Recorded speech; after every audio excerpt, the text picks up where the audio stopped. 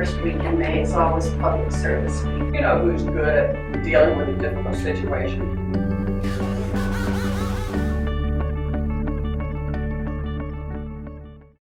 Everybody, Good morning.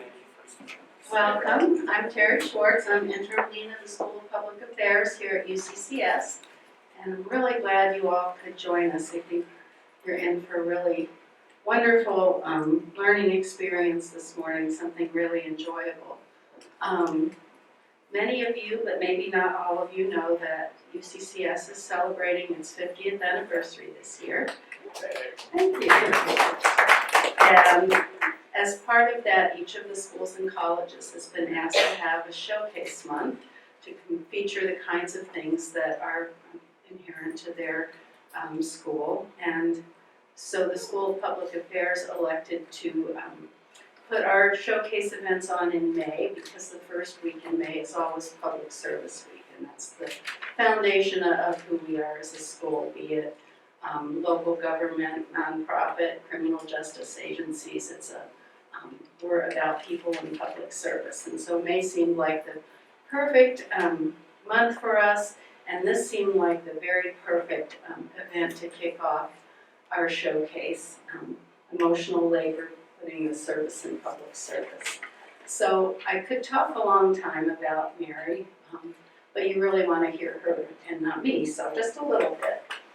Mary Guy is an expert on emotionally intense jobs and what it takes to perform them well. Author of 2 highly acclaimed books, Emotional Labor and Crisis Response, Working on the Razor's Edge, and Emotional Labor, Putting the Service in Public Service, she has lectured on the subject around the world. She is a fellow of the National Academy of Public Administration, past president of the American Society for Public Administration, and currently a faculty member in the School of Public Affairs at the University of Colorado, Denver. Her scholarship is amazing. You will see her as a woman of both great intellect and great heart for her subject and public service. So please welcome Mary Guy. I am delighted to be here. My agenda is to help each of you leave here being more sensitive to the emotional demands that are required for you to do good work. And because if you're aware of it, you'll talk to others about it. And as others become more aware of it, we get closer to appreciating each worker as a whole person, not just someone who has a bag of tools, who knows something, but in fact, a person who can do a whole job and go home feeling good about the work they did. So that's my agenda.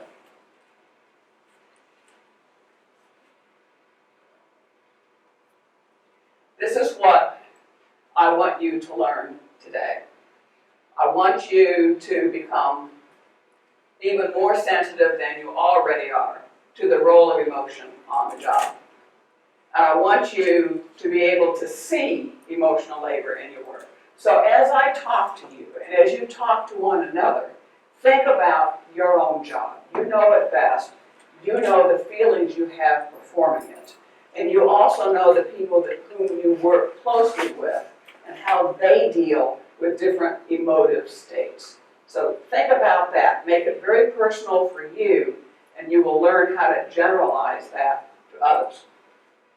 I also want you to be able to identify the emotion culture in your office. Every office has an emotion culture. And some of those cultures are very constructive and help you deal with the intensity. And some cultures are not constructive at all. And in fact, they really teach you to suppress how you're feeling. And you're left to your own devices to try to make sense of what's going on. I also want you to have an understanding of what happens to workers in emotionally intense jobs. It's not all bad. You know, we talk a lot about burnout. We don't talk about the good part. And there's more good part than bad part. So I want you to understand both sides of the equation. And I want you to leave here with sort of a laundry list of processes that can help workers deal with the emotive demands. In other words, the safety net techniques that can help to prevent burnout and can help to celebrate really good times. And I can give you some hints on how to select recruits who are good at managing emotions. Managing emotions is an individual skill. Some are better at it than others. You can train it to some degree, but you know yourself. You know, when you think about the people you work with, you know who's good at dealing with a difficult situation, and you know who is not good at it. So, and there are some techniques that from my interviews with employers, I say, how do you screen for this? So I'll talk to you about it. So let's go with this. It doesn't matter whether you're in a lights and sirens kind of job, or whether you're in a fairly quiet office. It doesn't matter whether you're working with homeless or terrible cases of child abuse. It doesn't matter whether you're working with rescue teams pulling climbers off of Pikes Peak, or whether you're working with GIs who have come back and are struggling with PTSD. It doesn't matter if you're working at a domestic violence shelter where drama is there every day and every night, or if you are working in an office where you have face-to-face communication, things are pretty stable, and it's unusual to have upset people. It doesn't matter whether you are working in a job where you have voice-to-voice communication instead of face-to-face, like this dispatcher, or whether you are a public information officer and you talk to the camera. And in the process of that, you have to exude a sense of confidence, accuracy, and compassion. Emotive skills and service delivery. That's what we're talking about. That's what I want you to focus on. When people come to government or to come to helping agencies, nonprofits, what they want in the time of their own crisis is someone with a cool head who can help them think through issues, but a warm heart. Cool heads, warm hearts. Those are two very different sets of skills. Very different.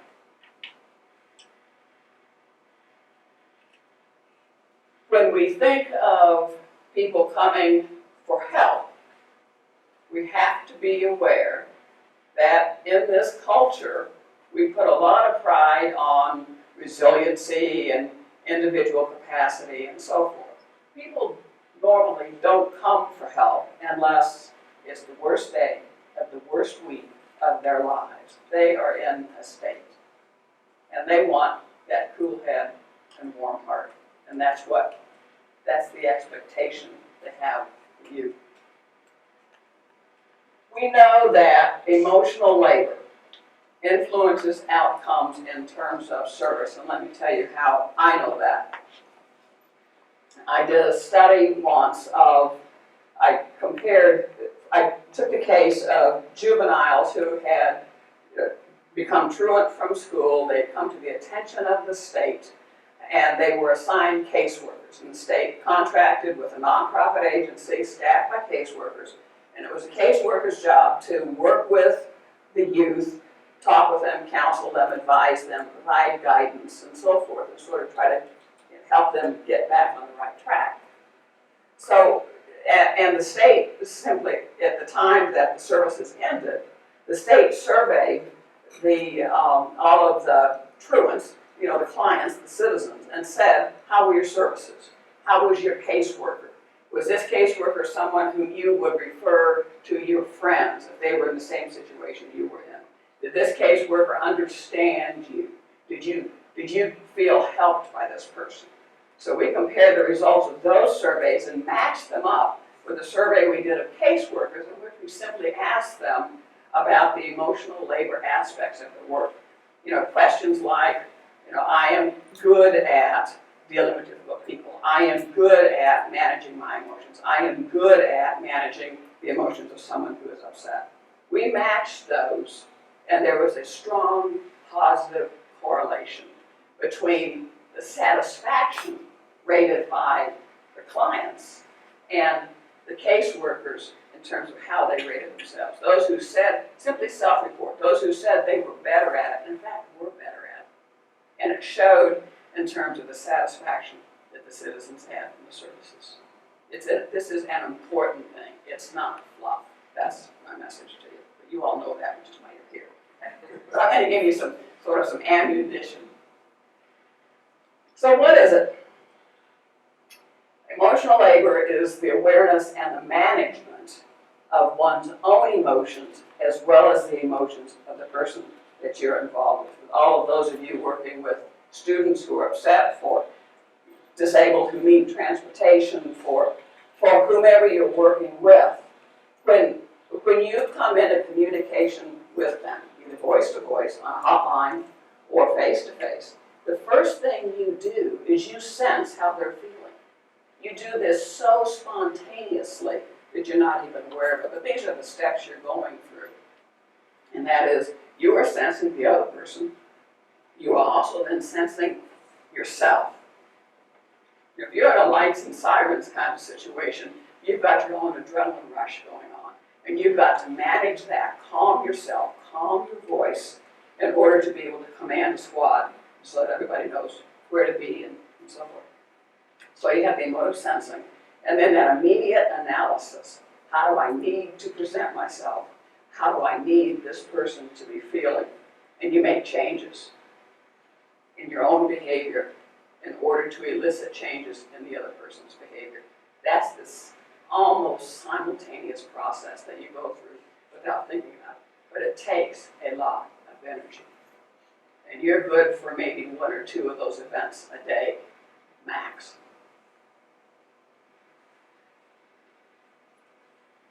So we know what to call it. We have a name for it, emotional labor. But that sounds kind of funny, and people think that emotions really don't belong on the job. For example, when I first started this research a decade ago, we were interviewing a prison warden in Illinois, and head of a big prison. And we walked in and said rather naively, like professors would do, we're here to talk to you about the emotional aspects of your work. And he banged his fist on the desk and said, well, I'll have you know right now, emotions have nothing to do with the workplace. And then we said, well, this is what we're talking about. We're talking about when your guards are having a problem, or when the prisoner's family is contacting you and you get upset and so forth. He said, oh. He said, I do that every minute of every day. And all of a sudden we had a conversation.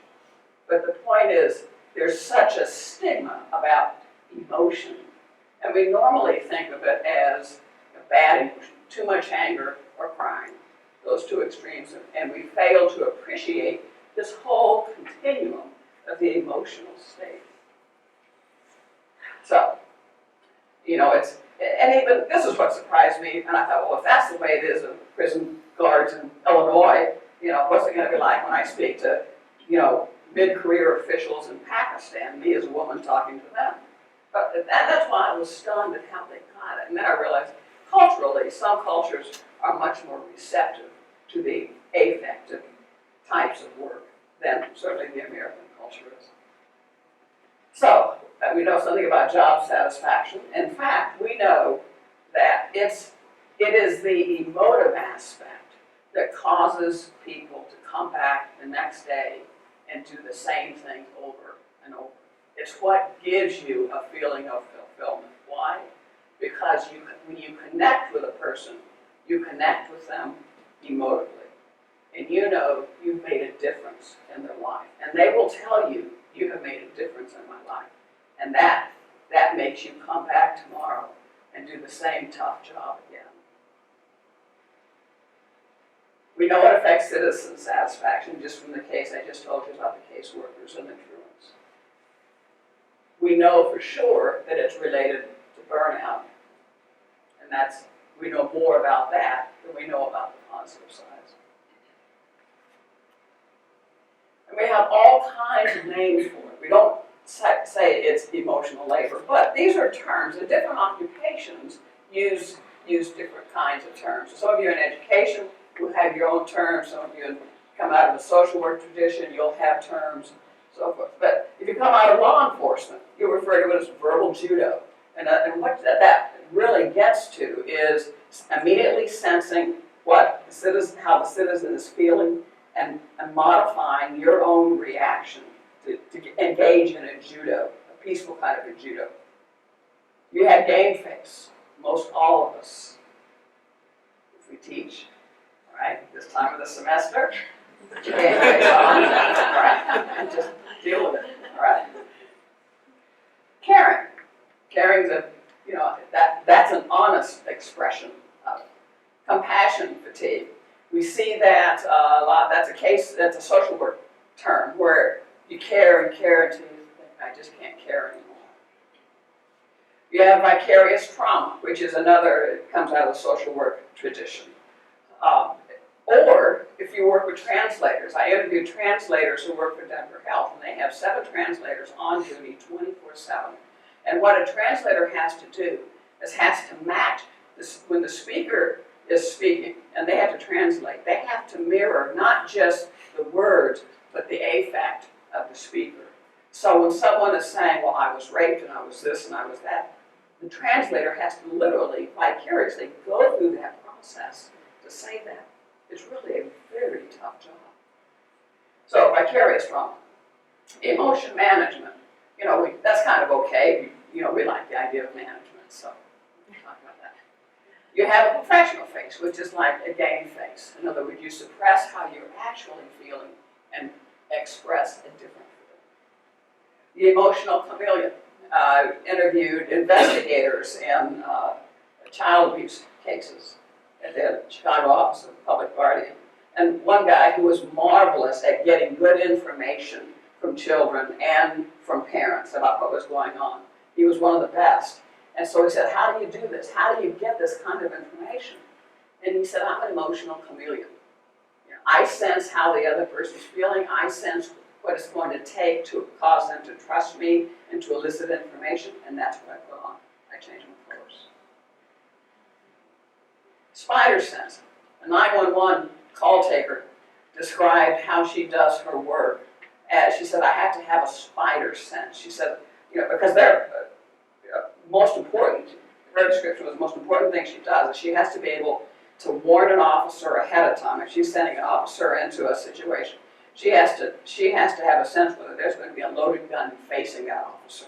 So she feels responsible for what the officer's going to face and for the officer's safety. She says, I have to have a spider sense. She says, sometimes I'll get a call and everything is so quiet and so calm, and she says, I just have to feel that spider sense to get a sense of, wait a minute, this is not right. There's something really awful going on. Rapport. We're comfortable with the term rapport. That's a good counseling term, we understand. Emotional suppression. The really toughest part of performing emotional labor is this part. Having to suppress how you actually feel while you express a different feeling. That's the hardest part. Emotional mirror. Oftentimes, as a part of that process that I showed you on an earlier slide, where you have to analyze what has to be done, and you have to figure out what emotion you need to be expressing in order to manage the emotional state of the other person. And sometimes it is being a mirror, immediately suppressing your own feelings and expressing whatever you need to express to elicit what you need to elicit. You can also describe it as emotional armor. Law enforcement officers will oftentimes talk about it this way. They have to have an armor on. Emotional equilibrium. This is kind of a strategy for helping yourself maintain a balance. If you feel like you just, it's too much negative in one day, you've got to get your own equilibrium. Emotional anesthesia, which is usually a term used on the way to burnout, where you just can't feel anymore. And that's your way of protecting yourself. I talked with a woman in charge of a victims advocate agency in Denver, and she said, I know when it's been too much. She said, I can walk into an office and feel when the workers are crispy. And that was her word, crispy. In other words, it's the anesthesia. They are anesthetized. They don't feel. you can walk into an office and feel that, you know your things have to change. You know, those workers can't be effective the way they need to be effective. The citizens who are getting services aren't getting the depth and quality of services that they really are needing. Emotional engagement. When we talk a lot in organization courses about engagement. We want the engaged worker. We want the engaged citizen. What we mean by the engagement is we want people to care, to really care and be committed. And that's all part of the affective piece. Emotional mask is a term used when you must put on your game face. In other words, you wear a mask. And we all know putting a mask, it makes you into a different person. And people respond to you differently. And there are times when you have to do that. It's hard because you're suppressing your own feelings. So, we also know that emotional labor is not involved in all jobs, but it's involved in about 75% of public service jobs. And it's in differing degrees. Some jobs are much more intense than others. So think about your job. Think about other jobs in your agency. And you can almost rank them in terms of, how much intensity is there. We know that emotional labor is both energizing and exhausting. I was telling this story to one of you earlier. I interviewed a 911 call taker, and one of my questions is, why do you do this work? It is so hard. And you get no credit for it. If the cameras hit the officers on the beat, and the firefighters and the rescue squad, and everybody goes, oh, aren't those wonderful? But in fact, you've got this person back here in a windowless office, hearing everything, and oftentimes not even getting any feedback, doesn't even know what happened once the officer gets to where they're going. And I said, why do you do this? And they never know, when the call comes in, whether it's going to be a prank call, or someone complaining that the neighbor's party was too loud, or whether it's going to be horrible screams.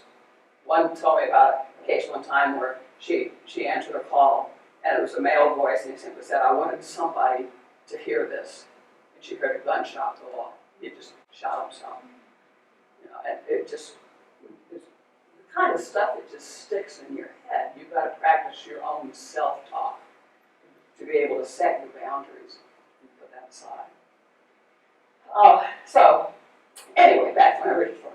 The 911 call taker said, I worked this job for a while, and when they train, most 911 call takers are trained in how to work the equipment, how to work all the consoles, how to learn the GIS system, how to know where to dispatch, and so forth. But they're not trained in how to manage their own emotional state when terrible calls come in and terrible things happen.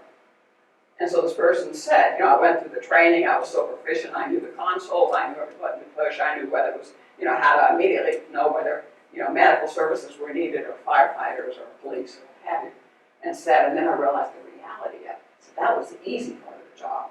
It was so emotional. So he said, I quit. And I went out and I got a normal job. He said, I sold insurance. He did that for about 2 years, and he said, I just couldn't stand it. I felt like my work was not worthwhile, that I wasn't making a difference in anybody's life.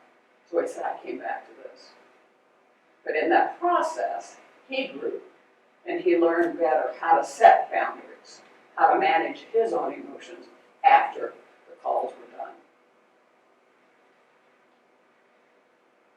We know that emotional labor is part of an occupation. It's not simply something that some people are good at and others aren't.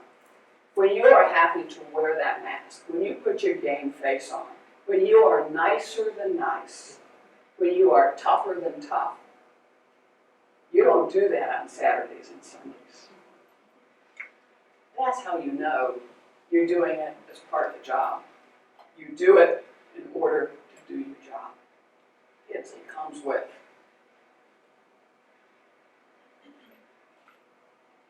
We also know that you can screen, train, retrain, and evaluate employees on the quality of emotional labor that they exercise on the job.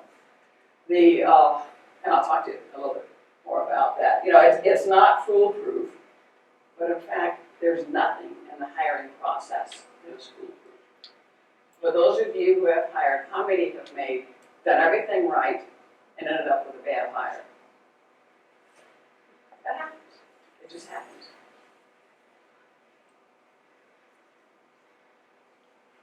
So, some people will talk about emotional labor as relational skills. It is relational. If you don't want to deal with emotional labor, put yourself on an island by yourself and you'll be fine. But if you are meeting other people, if you're in communication with other people, it's a comes with. It is relational. And you know, the people you like best, that you feel a bond with, are those that are communicating to you affectively. That they touch a part of you that the cognitive doesn't care about. It's more you. That's really your affective side. It is such an important part. And for a century, we have taught human relations and human resources, and we've paid no attention to it. I don't know how we could be so naive, but I suspect, we always take for granted that which is so inherent to us. But now we've set up a whole system, pay scales, performance appraisals, that pay no attention to the affective side, when in fact, that is what gives you a sense of fulfillment in your work. That's what causes citizens to leave the office and go, wow, I really got good service here. To some degree, emotional labor is bedside manner. You know that you can have 3 physicians, and one has a really good bedside manner, and two surgeons, are just thinking through, in a very analytic way. The bedside manner matters.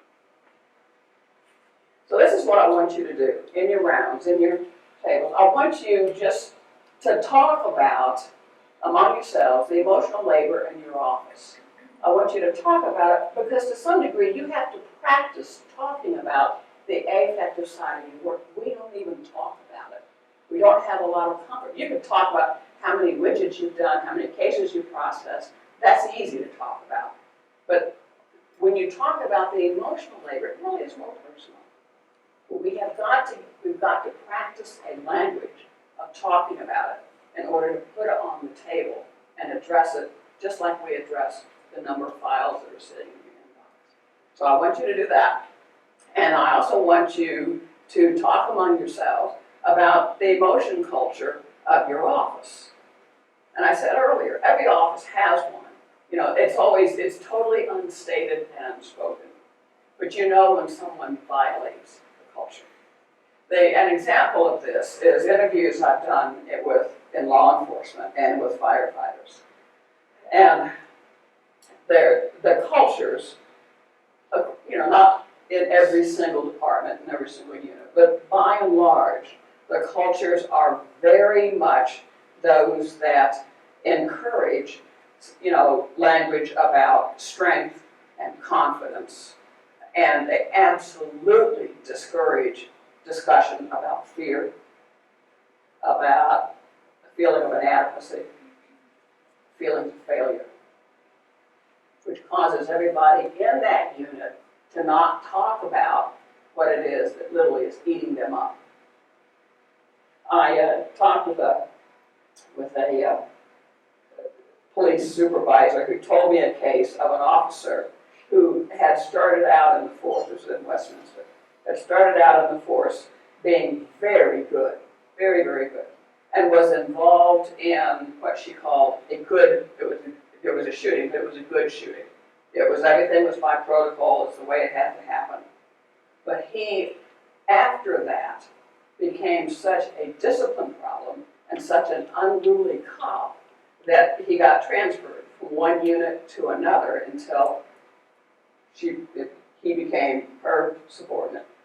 And she had to call him in, work with him, and ultimately she was able to, this was someone who has a PhD in clinical psychology, and she's working in a police shop in Westminster, Colorado, because she loves this stuff. And she said he was finally able to talk about it, and he broke down. He had never been able to make sense and process what had happened in that good shooting, because the whole culture was just, don't talk about it, it's behind you, you did right, period. So he ended up having to be put on leave and get professional help. But he ultimately came back 6 months later, back to how he was originally, a really good cop. So I tell you that to think about your own emotional culture. Those of you who are in universities, I'm telling you, there's an emotional culture at each unit. So think it through. You don't have to be in law enforcement or a first responder to have a distinct emotional culture. And think about it in terms of, what emotional displays are encouraged or discouraged, which ones are talked about, which ones are tolerated, which ones are scorned, and what kinds of emotions. There are positive emotions, joyfulness, and so forth. There are negative emotions of fear and doubt. So take just a few minutes to talk to one another and practice talking about emotional labor in your life. I would like to hear from you. I've been eavesdropping on all of the conversations, so I have an idea of what you've been talking about. But I would like to hear what you learned from this discussion. Did you learn that you're the only one who works in an office and things aren't perfect? No. We have a terrible time. We have a terrible time with emotions. There's no such thing as a perfect workplace. What are organizations? They're these constructions that we do to bring strangers together to achieve a mission that cannot be achieved individually. So you've got a whole lot of luck that has to factor into having a good organization. But that's not a whole lot different from families. Everybody has an Uncle Bob at Thanksgiving dinner that nobody wants to sit by. It's just, people are people. And it's hard for us. We want perfect, and we will never have perfect. So how do we manage ourselves in that process? And that's kind of how it comes down. But what did you learn? What did you learn about emotion cultures in organizations? And we had one thing that stuck out to me was some of the things that Michelle and Bobby had said about a culture of just suck it up. You're here, and it's a hard job, and you knew that when you got here. So why are you crying about how hard it is, basically? And I think the thing that Michelle that struck me was working in a place where if seven people are involved in the same emotionally kind of traumatic event for the workers, and 4 of them are a little traumatized by it, but 3 of them are like, that's what happens. And how the other 4 find a way to express, so that these 3 can do it and they're stoic and strong, then I obviously have to too.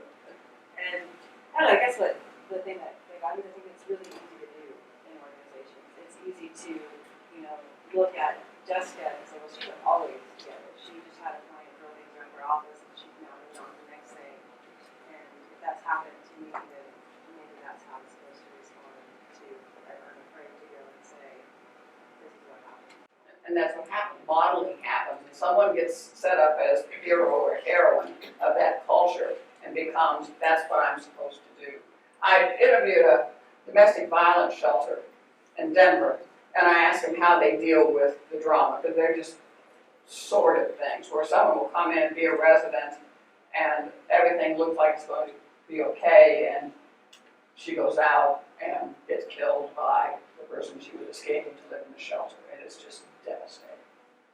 And I said, how do you work with this? And what they do is they have a weekly staff meeting, and at that staff meeting, part of the agenda is always to go around the table and expect each person to talk about something that really affected them that week. In other words, they're forced to do it. And the culture is talk about it, put it out, put it on the table. Yes? We do well responding and being available for the profound events, but it's the day-to-day struggles or unease that we all encounter, the question marks of what is disappointment? What is this meeting really about? And that we don't really talk about. When we think of emotional intelligence, these are the variables that most researchers use. They talk about two kinds of awareness. Being aware of others, other awareness. Being aware of oneself, in other words, your emotional state. And then the third aspect is regulation of emotion.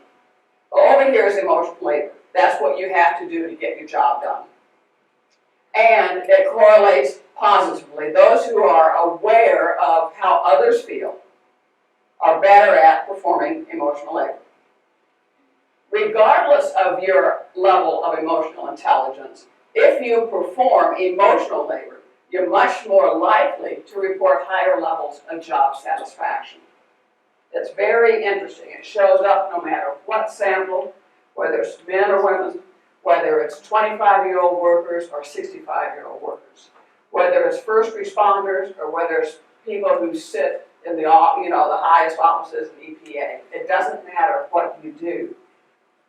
Performing the emotional labor makes a difference. It causes people to feel like they are making a difference, that their work is worthwhile.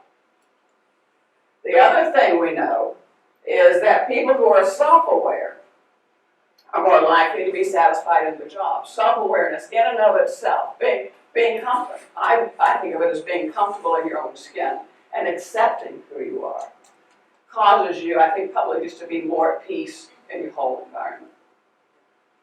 We also know that emotional labor correlates positively with burnout. If you are performing more emotional labor, you are more likely to suffer burnout, unless you are really good at regulating your own emotions. And if you are, then you're more likely to be better at performing emotional labor, and you are less likely to suffer burnout.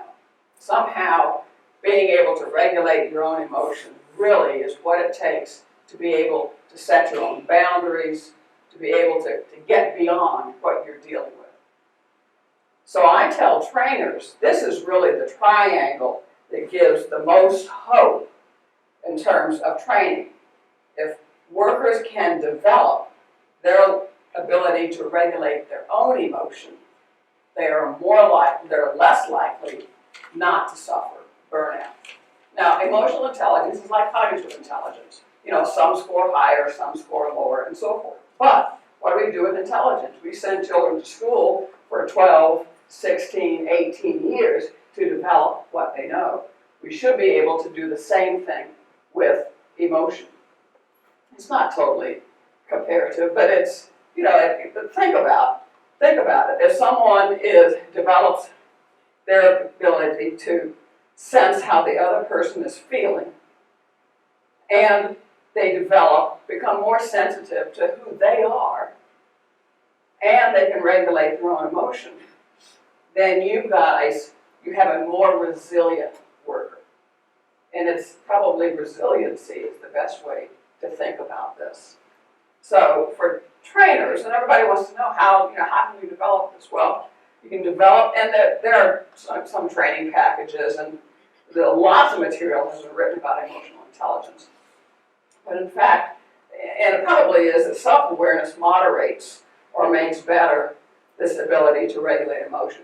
But here's the piece. It's burnout that really costs agencies. If you're looking at this in terms of HR implications, you don't want your workers to turn crispy. You want them to be compassionate, but you want them to be good, and then be good next year and the year after. You don't want turnover. You don't want to be constantly retraining people. So this is where you focus. Regulation of emotion.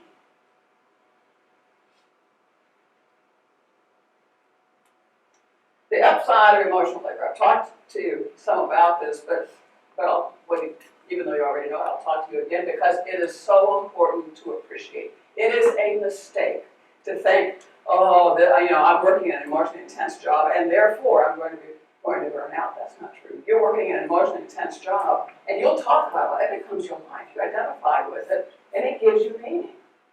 In fact, it's the juice. It's what matters to you.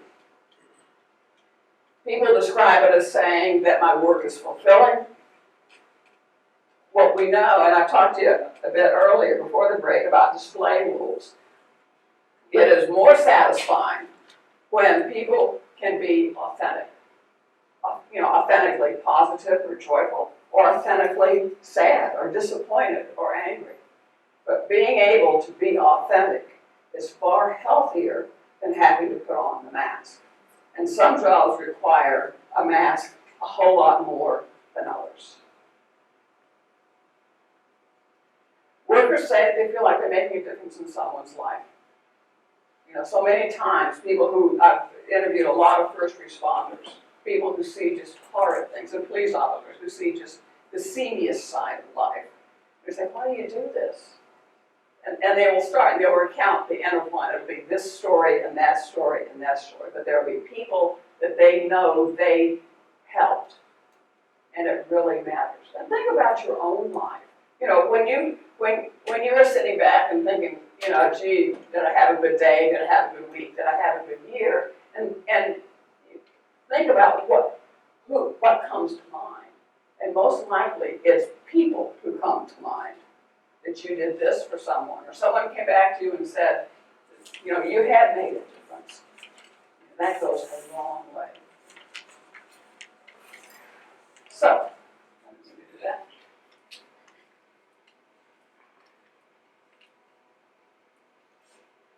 We also talk about this in terms of job engagement. Commitment is also used sometimes, but that's a little bit different. When we think about engagement, we think about energy, involvement, and efficacy. Energy meaning the kind of energy you get from what you do, as well as the kind of energy that you put into what you do. We think about it in terms of the degree to which you are involved or identify with what you do. And we think about it in terms of efficacy. In other words, your sense that you are good at what you do. This quote is from an investigator with the Illinois Department of Corrections. And he was talking about, the question, one of the interview questions is always, why do you come back tomorrow and do the same thing? Because we'll say, tell me about, incidents that stick in your mind. You don't even have to use the word emotion. There's always going to be a lot of emotion with it if it sticks.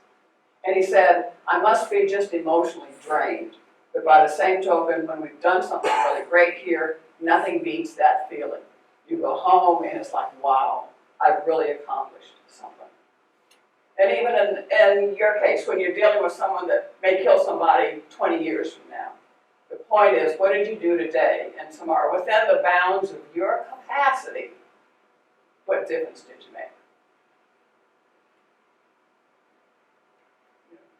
You can't be perfect. But when you can really make that difference, you will find yourself celebrating it. In your heart, you wake up in the middle of the night and you go, I did a good job. I did that. It's a good feeling. So, when we think about emotional labor and we think about performance, if you read the business literature, they've been talking about emotional labor for a long time, but it normally is in retail sales, and it's about service with a smile. You want the customer to be satisfied. That's what you want. People come to government, I've said this, on the worst day of their lives, and they want something. And normally they're in a terrible situation. So you've got a lot more intensity to the emotive state that you're dealing with. You still do service with a smile? Yes. But there's a whole lot more that we're talking about. And citizens know it. They know when they get good service, when they feel like they connected with you. And that's the emotive communication. Well, what do we mean? Go back to early this morning. It means you sense that person's emotional state, and you immediately modify yours in order to elicit the emotional state you want. In other words, if the person is hysterical, you've got to calm them. If the person is in terrible despair, you give them hope. But it's that connection. That's the service that people come to public services want.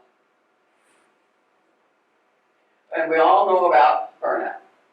But from all of my my research, it's the pretending, having to wear a mask that is the most dangerous, having to be inauthentic. That's what does the damage. It takes so much more energy to do this when you don't feel like this. It takes so much more energy to appear confident and in control when you are in the midst of chaos. I'm watching all of what's going on in Baltimore and what went on in Ferguson and so forth, and from all of my interviews with police officers, I'm wondering if this might be the breaking point where they have to talk about fear and chaos and what happens. And when they get afraid, not being in control of themselves to deal with their own fear. I just wonder, because no officer wants to talk about that. They're afraid to talk about that. And they said in our interviews, they said they'll make me feel weak, and my fellow officers will laugh at me. And they won't trust me if I'm on a call. They won't trust me if they think I am weak. So they've got to be tough.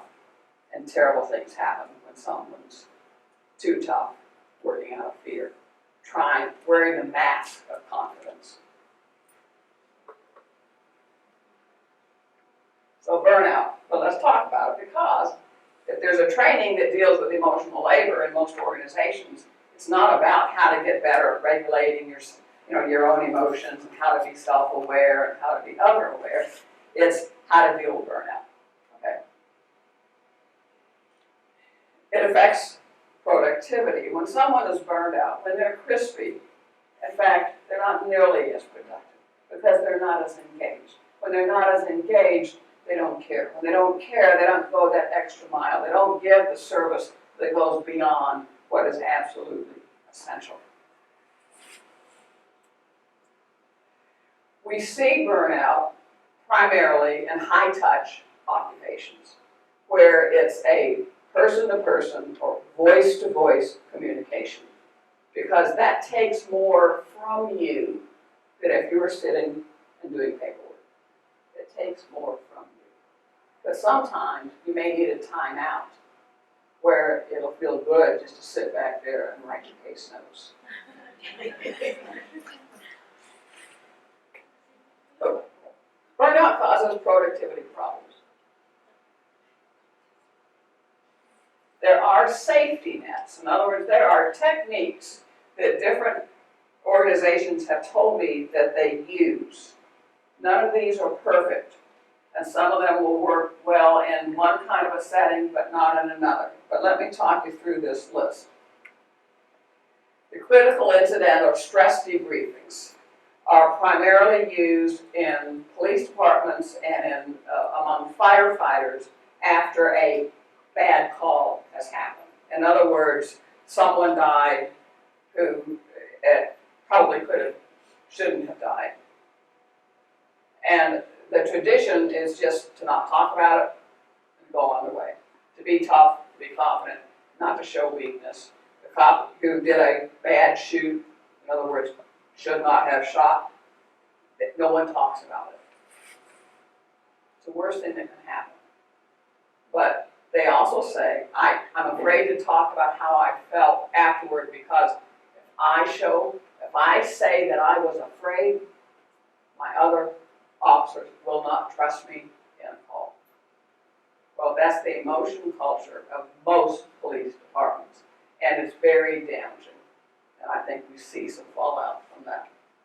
So the critical incident debriefings are done in several different ways.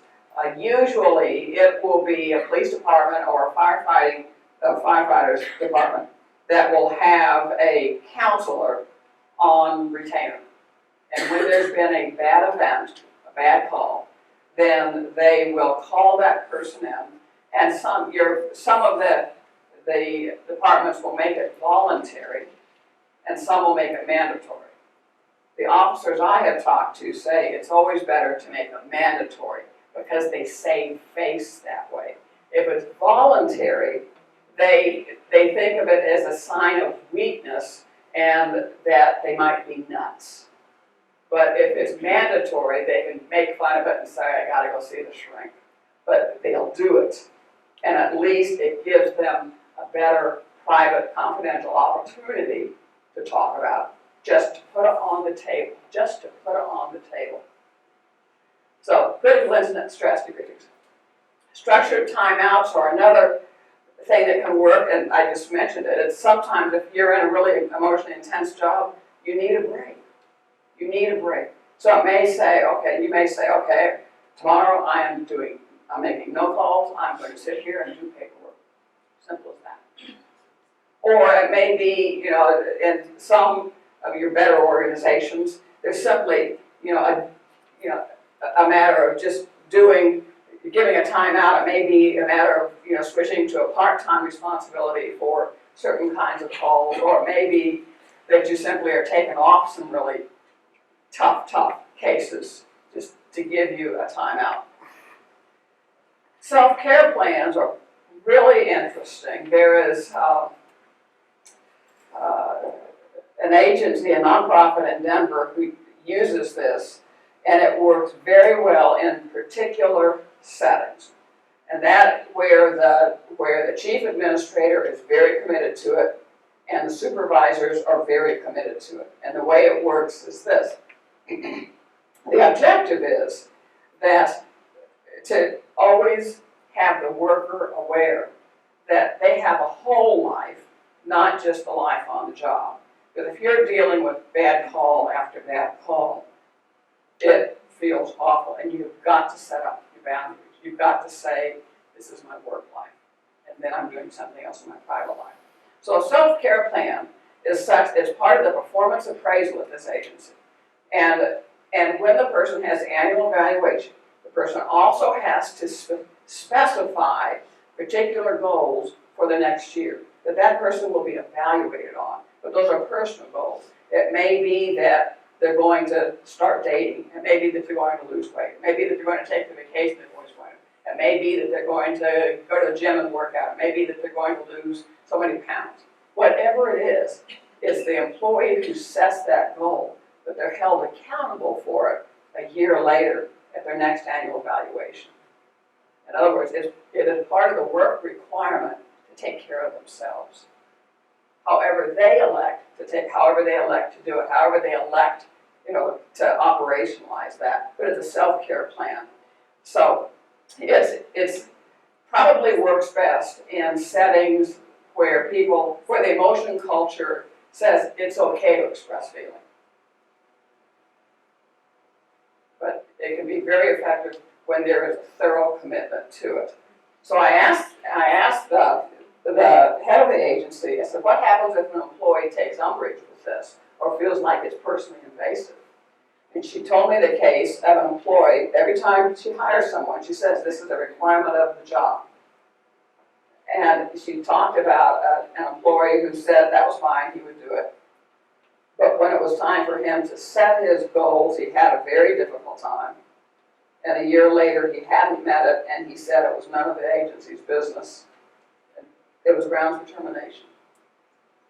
So she said, yes, it does happen. And you send a message to everybody that this is an important part of your job, and you must take care of yourself. And if you set your goals, your personal goals, you keep your goals. And it becomes kind of coffee break conversation. In other words, how are you outside of this work life?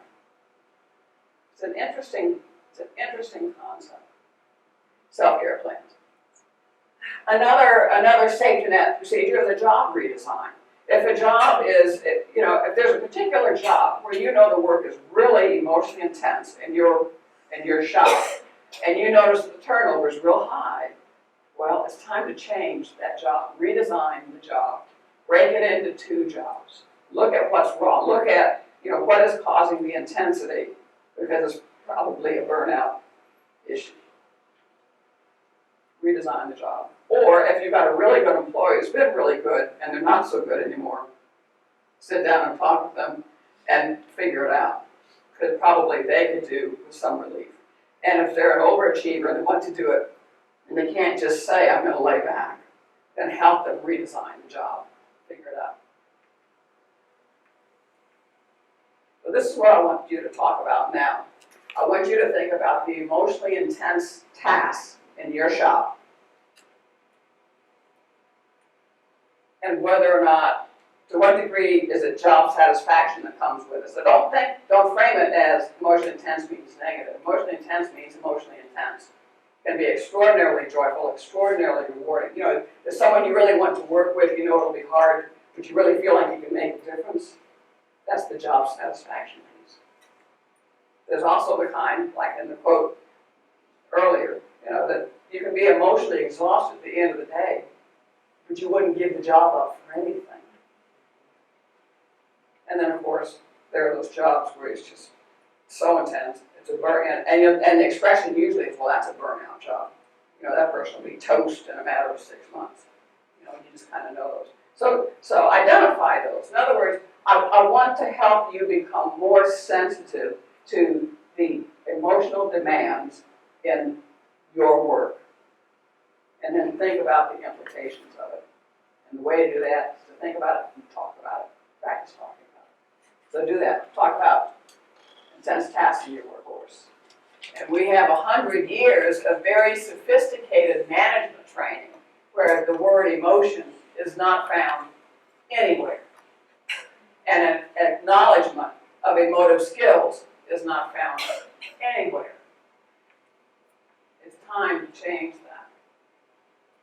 So I'm going to talk to you a bit about, you know, this is the way we think about HR, and that is you have job analysis and description. In other words, a description, you know, a detailed listing of exactly what a particular job requires and involves. Then the recruitment and selection process, the performance appraisal and assigning compensation to that process, and the training and development. So in terms of recruiting, a job description is really important. And this was really driven home to me when I was interviewing the 911 call takers who said, the job description said must be good with information technology and databases and manipulating, telecommunications equipment. And it said nothing about dealing with a child who is screaming and hearing, his mother getting beat up in the background. It says nothing about how you deal with that. It says nothing about how you calm a caller who is hysterical, calm them enough to find out where they are so you can dispatch services to do that. Job description says nothing about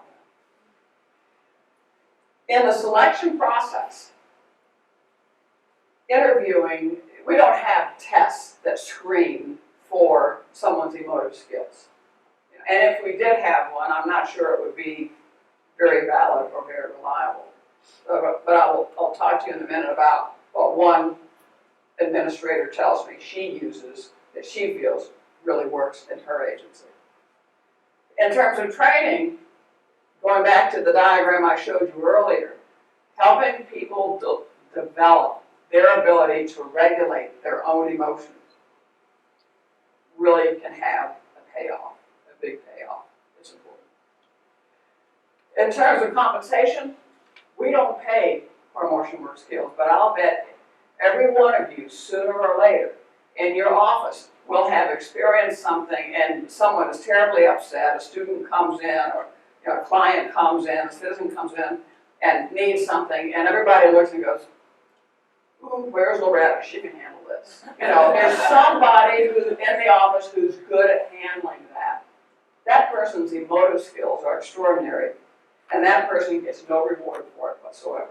Or, on a team, the good teams usually have one person who really keeps everything lubricated, everything works. It's the person who, after the team has met, sits down and sort of smooths ruffled feathers, and takes care of things.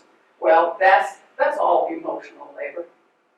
That person doesn't get paid for that, should. It's a work skill. The team can't produce the best outcome unless it's working together well.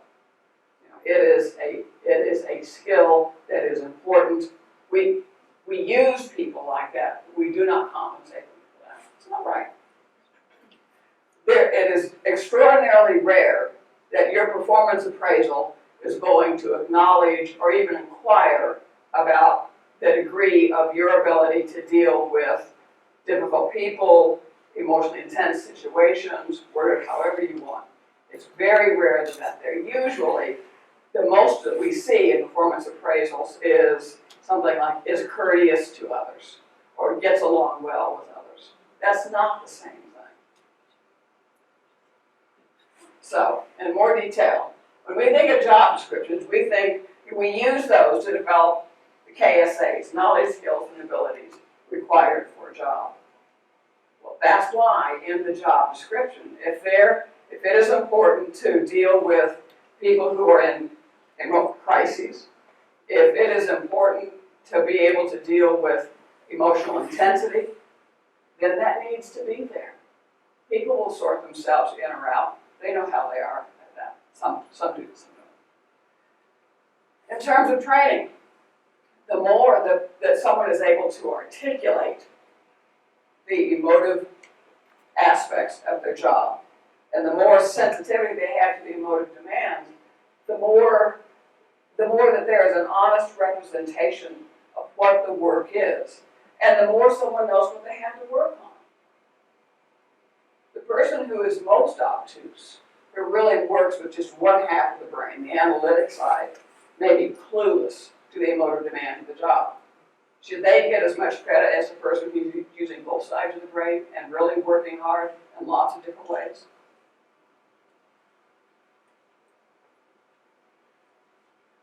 To the degree that you can increase self-awareness, we know just ipso facto, regardless of any emotional labor, that person's more likely to get more satisfaction from their work. So that's a good thing to train for.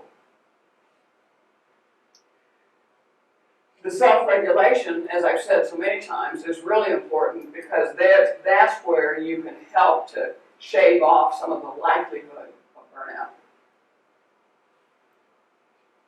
In terms of a performance appraisal, the question is, well, what sort of a line would you insert on the Likert scale? Well, and so there, you could say exhibits awareness of emotional demands of the job. In other words, that's self-awareness, other awareness. You can ask, demonstrates the ability to respond constructively during intense interactions. And that's the self-regulation piece.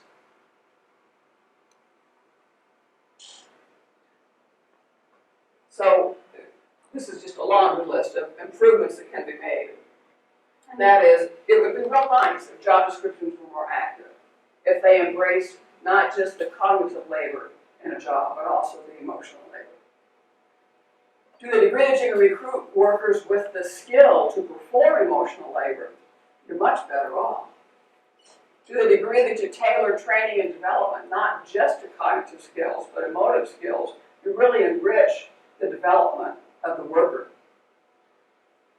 The more that you can improve retention by addressing and preventing burnout, the more productivity you have and the less turnover. So the more stability you have. Teams work best, normally, who have worked together longest. So don't ask me about QBF and the Broncos right now. I'm not sure about this team. I'm not sure. If we acknowledge emotional work skills, we can't even appraise them or evaluate them until we admit that, yes, this is a big part of this job. So it helps to appreciate the wholeness of the job.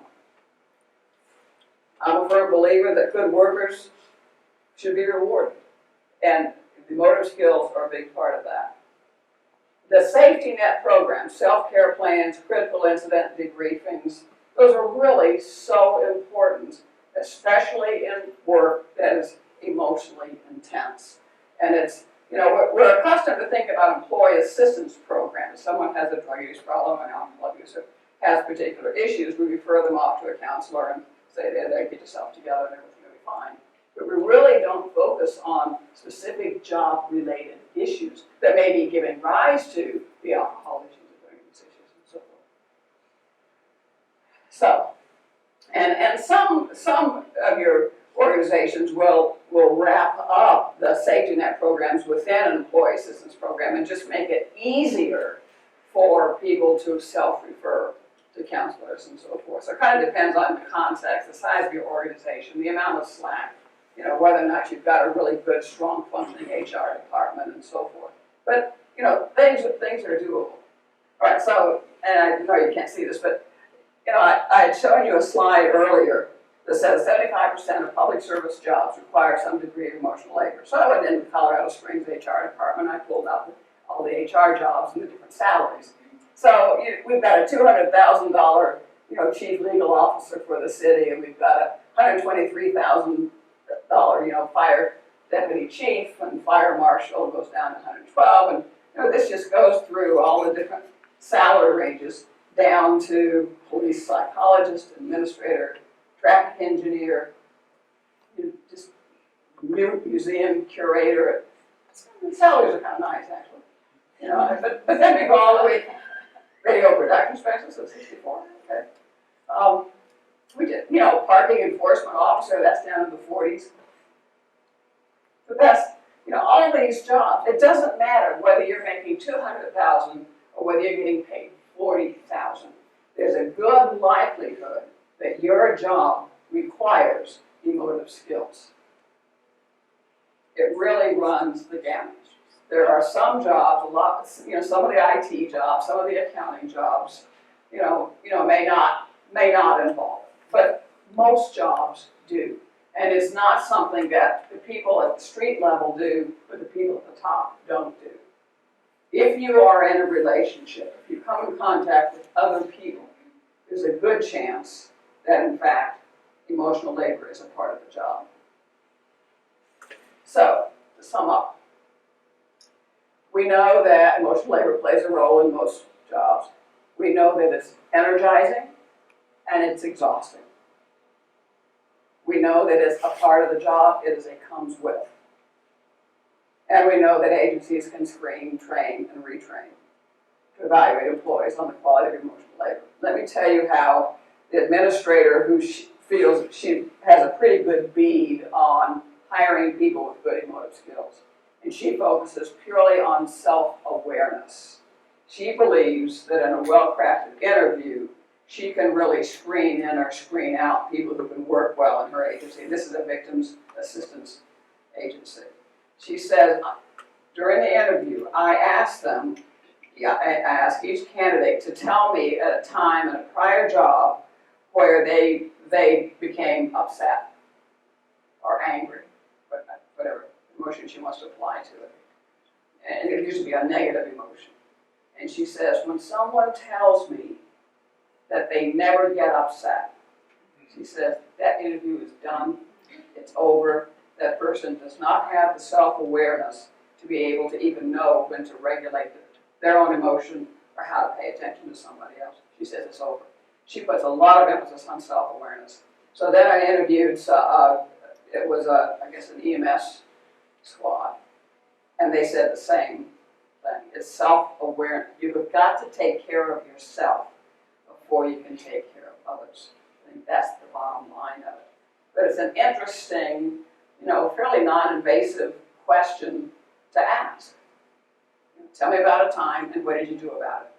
And there's not a right or wrong answer. But what has to happen is an acknowledgement that yes, I have emotions, and this is how I deal with it. Or this is what I learned from it.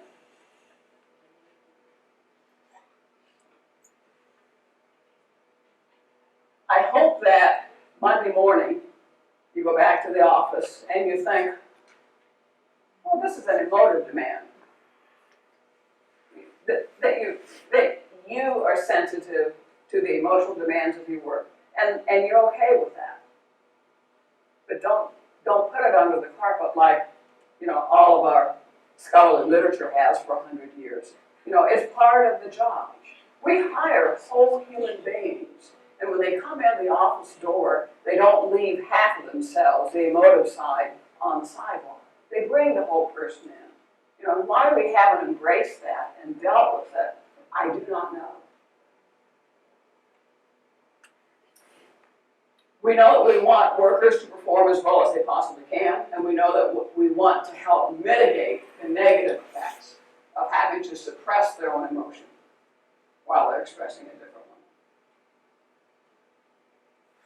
So whether you're in a lights and sirens kind of job, whether you're in a fairly calm office setting,